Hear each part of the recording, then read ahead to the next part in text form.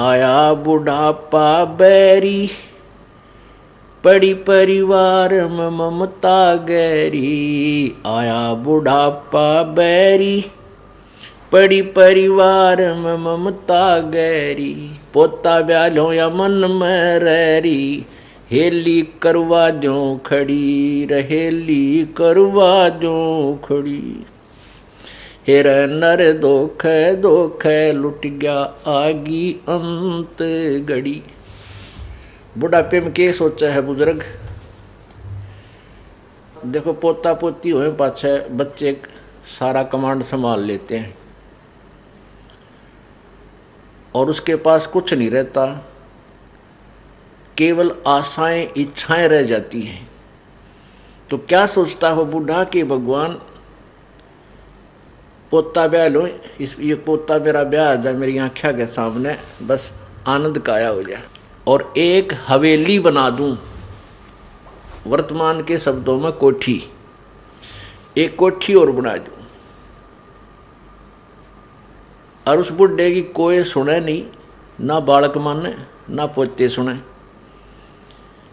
पर उसकी अपनी वह सेक चिल्ली वाली कामना खत्म नहीं होती। तो जिसके पास भक्ति नहीं है, भगवान का नाम नहीं है, उसका बुढ़ापा उसके लिए दुश्मन, और जिसके पास भक्ति है उसके लिए उसका बुढ़ापा मित्र बन जाएगा। क्योंकि बच्चों को सलाह बड़े बुजुर्ग तब तक देते हैं जब तक वो खुद सोचन समझन योग्य नहीं होते। और ये भी हमें भगवान के तत्व ज्ञान से ये भी हमें पता चल जाता है कि इस बच्चे के भाग्य में जो है वही मिलेगा। ना तेरे चीचू करण तक वो कंपत्ति होगा और ना ही किसी और तरीके से। हाँ, तरीका एक है कि ये बच्चा तेरे वाला यदि भगवान से जुड़ जावे तो परमात्मा फिर इसकी आपत्तियों को हल्का करने लग जाएगा। ऐसा हो जाता है तो उसका तो बुढ़ापा कति स्वर्ग बन गया। ऐसा नहीं भी होता है, बच्चे नहीं भी मानते हैं, तो इस ज्ञान को आधार बना ले,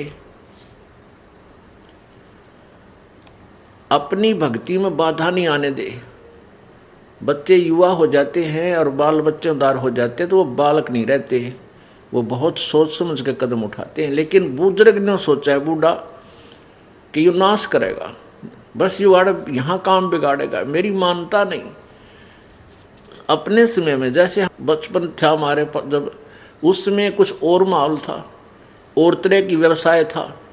अब इस उम्र में हम 59-60 साल के हो गए, 58 वर्ष के, अब कितना परिवर्तन हो गया। अब हम बच्चों को उस अपने पुराने हिसाब से सेट करा तो कैसे होंगे?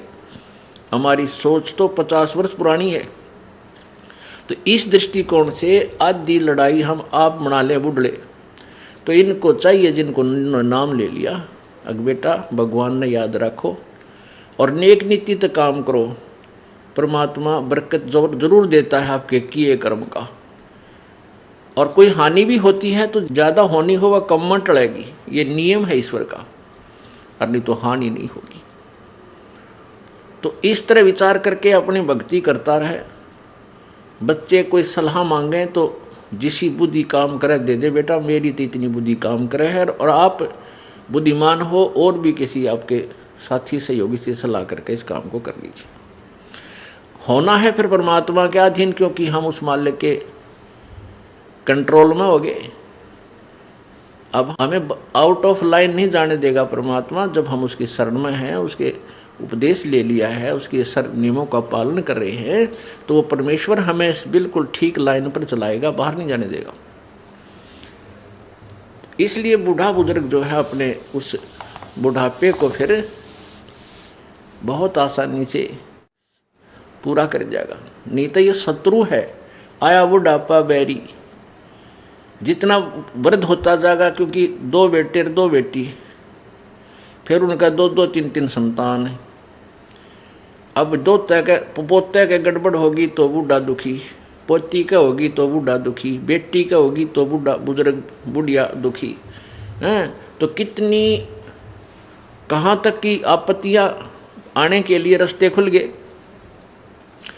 और भगवान की भक्ति में जुट जा खूब डट के, और फिर ये भी होगा कि राम नाम पर जुड़ गए तो निश्चिंत हो गए, जो नाम पर नहीं लगे हैं तो संतोष हो जाएगा, भाई अपना कर्म मिलेगा बच्चे को, थोड़ा दुख होगा घना नहीं होगा। तो इस प्रकार हम अपने इस जीवन को सफल करेंगे।